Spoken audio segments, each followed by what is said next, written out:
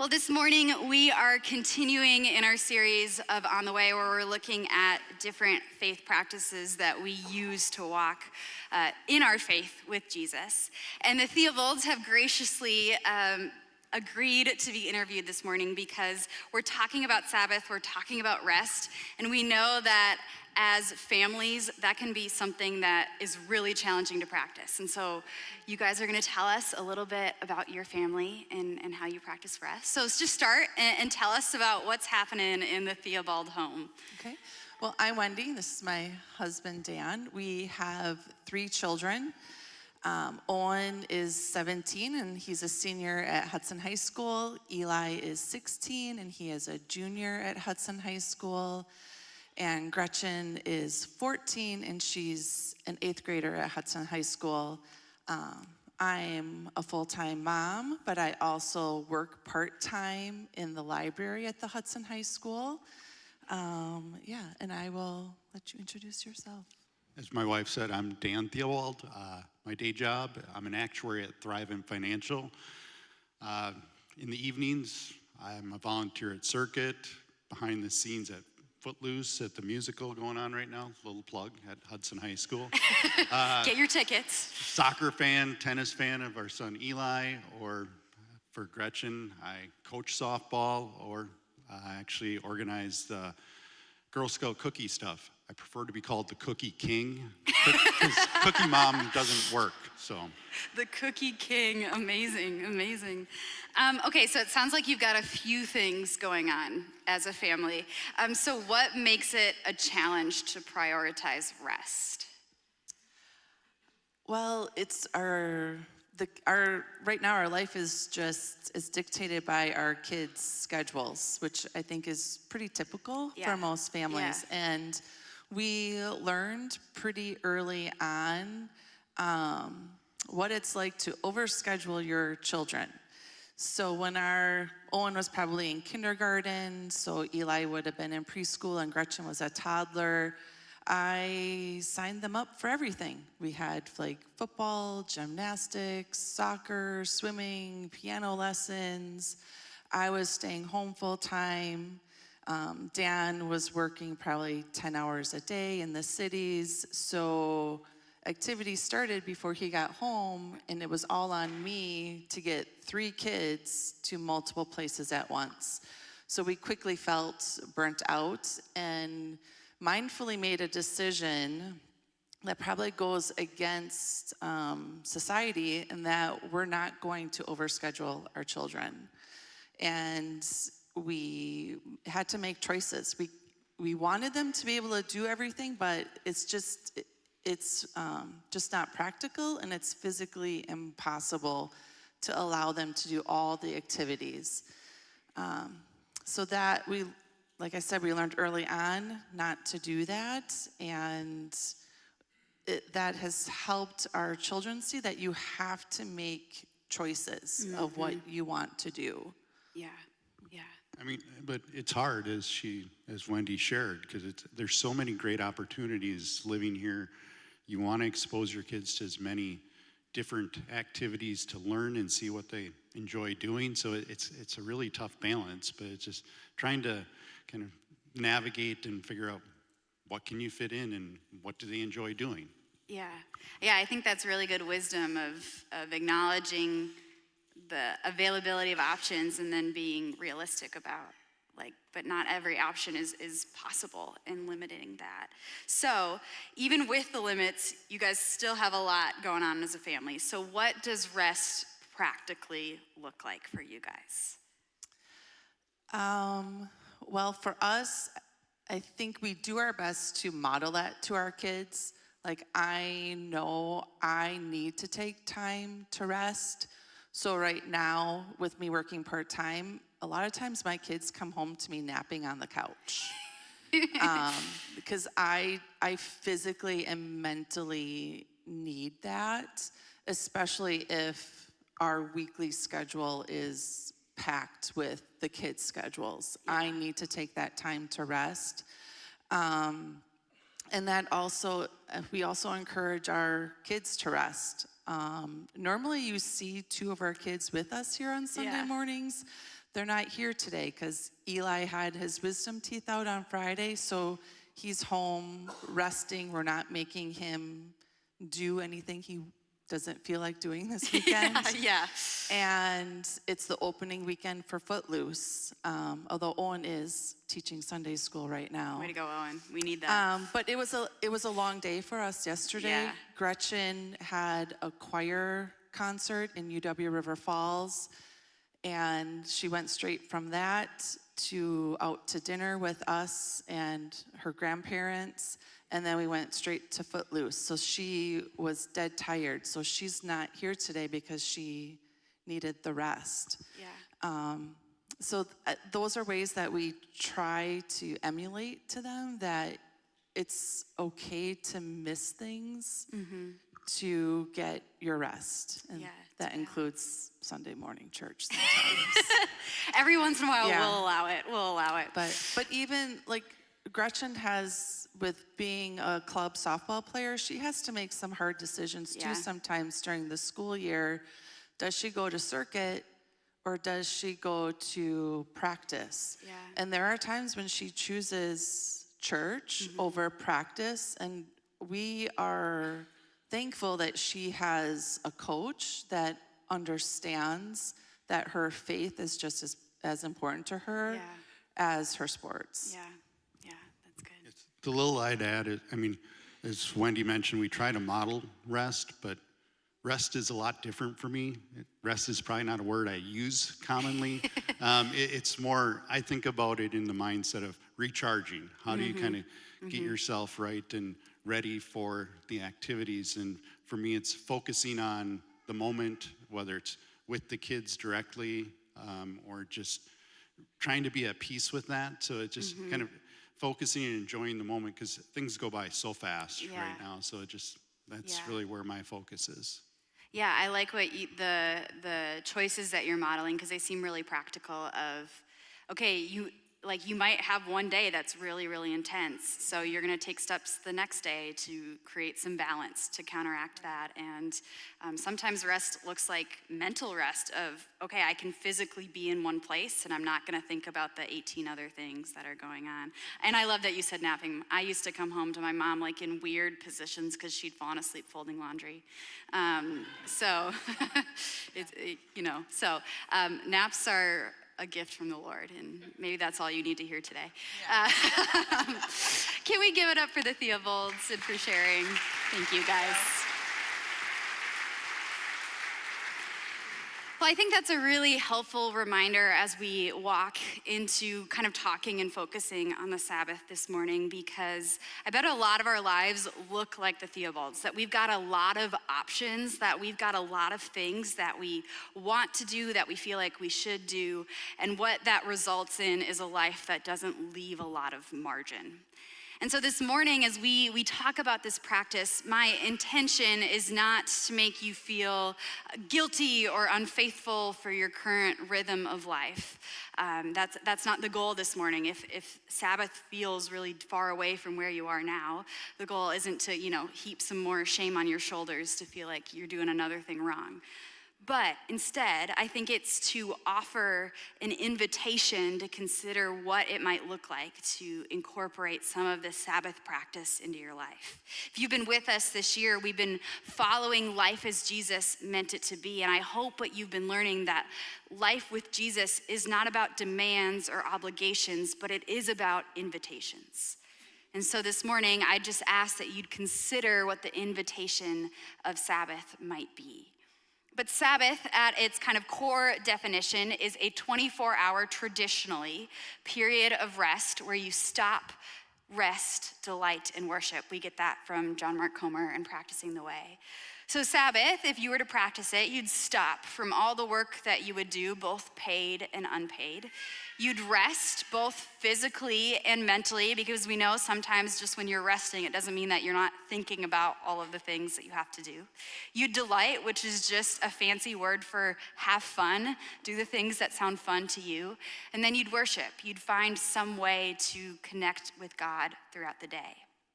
But Sabbath actually has this really rich history in the Bible. It's one of the 10 commandments. It's actually the longest of the 10 commandments. So it's something that God has intended for his people to practice from about the very beginning of time. And just as a reminder to all of us in the room this morning, we are no longer required to follow the 10 commandments in order to be in good standing with God. Using Jesus' own words, he says, I have come to fulfill the law or the commandments, meaning that Jesus has lived the perfect life for us. That we are not in good standing with God based on what we do or don't do, but because of what Jesus has done for us. So that might leave you wondering, well, then why are we talking about these at all? And that's because I still think the 10 commandments are really good ideas. I mean, do not murder, do not covet, do not commit adultery, honor your mother and father. Like, still pretty good ideas, right? Like, to consider. And I think that includes the Sabbath too. As ancient and maybe outdated as it sounds, I think we'll see through these scriptures that it is this idea that might still be the very thing that maybe we need today. So we see these texts come in the book of Exodus and Deuteronomy. And the first part of these verses are almost word for word the same. So I'm going to read them together this morning. Remember the Sabbath day by keeping it holy. 6 days you shall labor and do all your work, but the seventh day is a Sabbath to the Lord your God. On it you shall not do any work. Neither you, nor your son or your daughter, nor your male or female servant, nor your animals, nor any foreigner residing in your towns. We're going to pause there before we get to the end of the text and just look at what we've read so far. And the first thing that jumps out to me is that this Sabbath day, we're commanded to keep it holy. And that's an indication that we don't make the Sabbath holy. It already is holy, but we're supposed to keep, which literally means to kind of guard or watch over the Sabbath to make sure it stays holy, which is maybe like a really religious sounding idea. So what, of course, does that actually mean? Well, holy means set apart or reserved for a special purpose. It's this literal phrase that means not for common use or to dedicate something to God. But I think in its simplest terms, holy means unordinary. Holy means special. Holy means it exists for God. I'm going to give you an example of something that was holy for me growing up. We had one weekend a year where my mom would go out of town with my grandma and they would do the Christmas shopping for the year. It was the weekend before Thanksgiving. And us kids would be left home alone with Dad. And that meant that we got malts. And that might not sound like a big deal to you, but it was to us. This was the one weekend a year where my dad got out the blender and the ice cream and the malt powder and the chocolate syrup. And he made us the most delicious malts we'd ever tasted. We talked about them all year, much to the enjoyment of my mom, and about how amazing it was that we got this weekend to have malts with my dad. Of course, my mom, later pointed out that she was the one that, bought all the ingredients for the malts and then suggested that my dad make them in the first place. But it was too late. They were Dad's thing. He got all the glory for it. But malts, for me as like a kid, were holy. Like if our definition of holy is unordinary, if it's special, malts were holy. Like we weren't, dedicating them to God as we drank them. But what I want you to maybe consider this morning is when we hear that term holy, it can feel like something that's really distant or unapproachable to us. Maybe we think of holy as like the Ark of the Covenant where someone touched it and then they died. Sabbath is not that kind of holy. Sabbath is the kind of holy that you can fully live into, that you can get your arms around. When we're talking about keeping the Sabbath holy, we're not talking about making it this unapproachable thing, but instead embracing it. And one of the reasons that God wanted us to embrace the Sabbath, to keep it holy, was because this day was meant for absolutely everyone. If you'll notice, the text took a long time to explain every single person who gets to practice Sabbath. This just wasn't reserved for the people kind of at the top of society, but even the people who were foreigners or strangers, even the animals were supposed to get to rest on the Sabbath. And this was a really big deal in that time, in an era that did not practice a 5-day work week, and in a time where their work that had a direct impact to their survival. This wasn't work to see if they could, I don't even know what people did back then, grow another olive tree just for fun. It was work to make sure they had enough to eat at the end of the day. And so to stop and to rest, to make this day special, that took a lot of trust. But I think it also shows the heart of God from the very beginning that says, in a culture where it would make a lot of sense to keep working or to make the people at the bottom of society keep working for survival, it's in God's heart to say everybody deserves rest. Everybody deserves a break. And we don't have time to fully explore it, but a lot of scholars connect this idea with us today that says when we choose to stop and rest, when we choose to say, I don't need to constantly work, we send a message to the rest of the world that says, and I think everybody else should get to do that too. But this is when the passages split off. They become different. And I think it's really interesting as to why they're different. And so we're gonna look at both of them this morning. And the first is the Exodus text. This is an appeal to creation. So God goes back to the very, very beginning, and he says this, for in 6 days the Lord made the heavens and the earth, the sea, and all that is in them, but he rested on the seventh day. And because of that, the Lord blessed that day as the Sabbath and made it holy. And if you stop to think about this, this really is kind of like an incredible rhythm that God has weaved into creation. Because you and I know that God did not rest because he was tired, because he was diminished in any way. And so this rest was an intentional, deliberate choice to establish a pattern for how we ought to live. That people would work and then rest to enjoy the good world around him.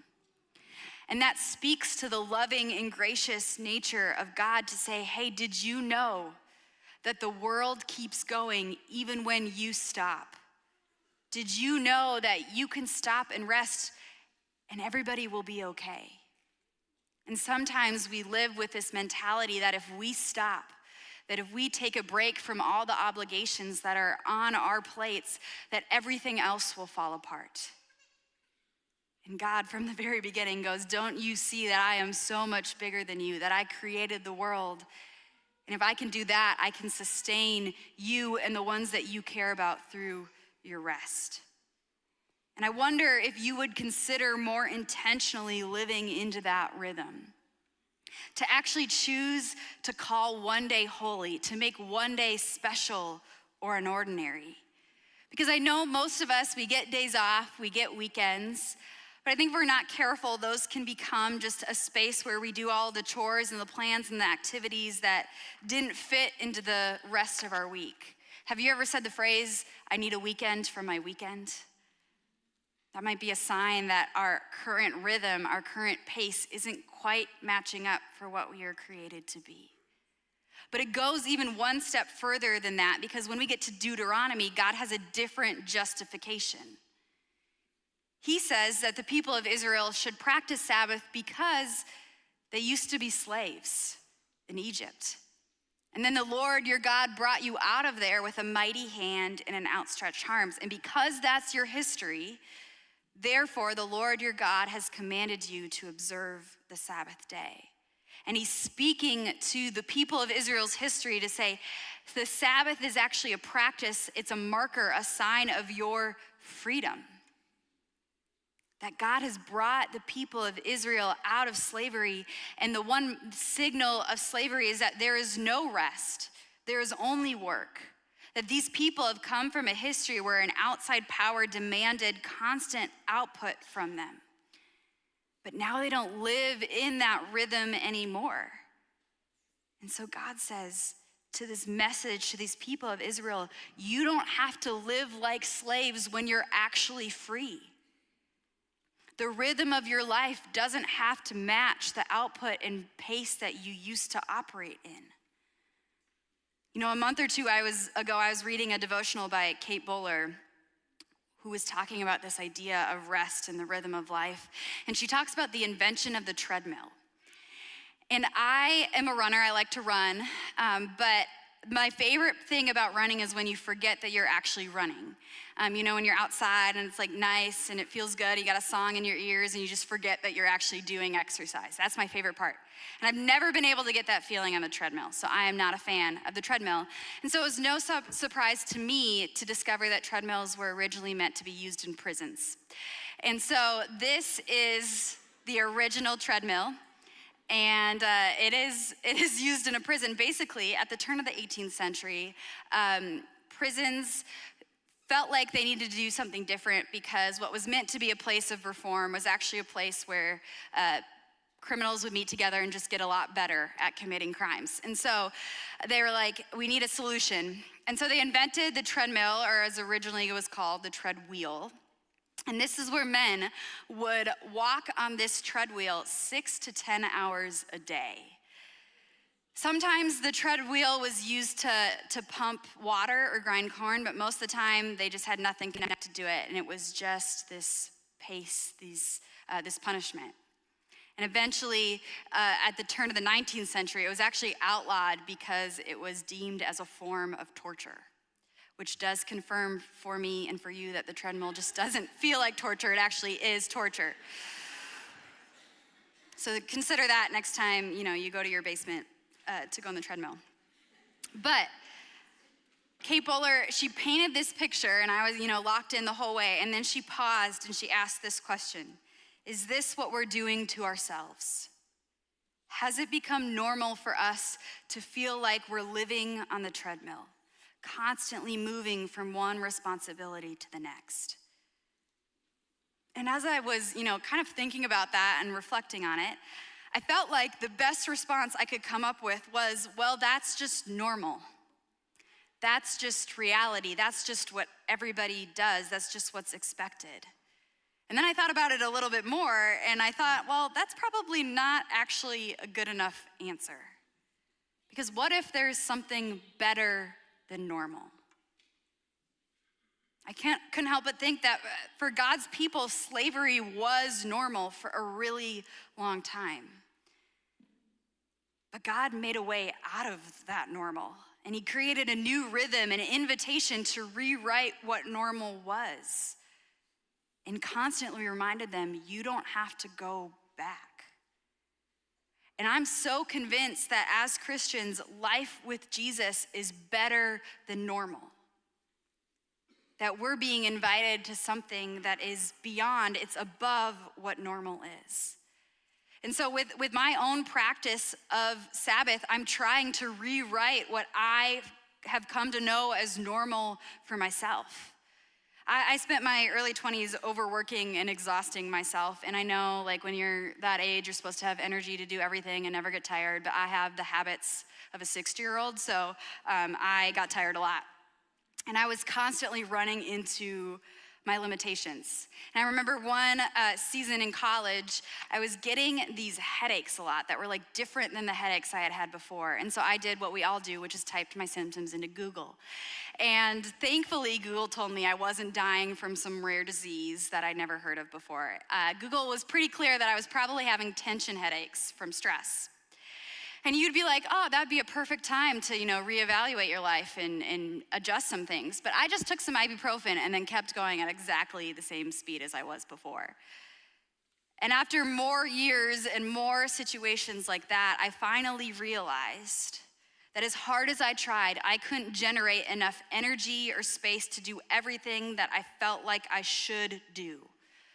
And even when I did manage to do it all, I had no time to enjoy or appreciate it. Life was like a treadmill constantly in motion, and it wasn't sustainable. And so, kind of as a last resort, I decided to try Sabbath, stopping, resting, delighting in worship.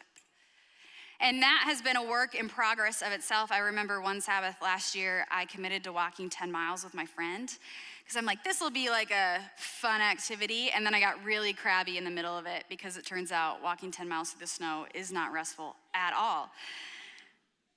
But at its best to me, Sabbath has become less about the specific things that I do and more about the spirit in which I do it. Typically, I, like to make a fun breakfast and read a book and nap and eat more and spend time with my friends and go outside. That's what a Sabbath day looks like for me. And listen, that might sound terrible to you. You might be like, that's the most boring day ever. If that's Sabbath, I don't want to do it. And that's okay, because my Sabbath doesn't actually have to look like yours. Like Dan said, like recharging for him probably looks way different than it does for me.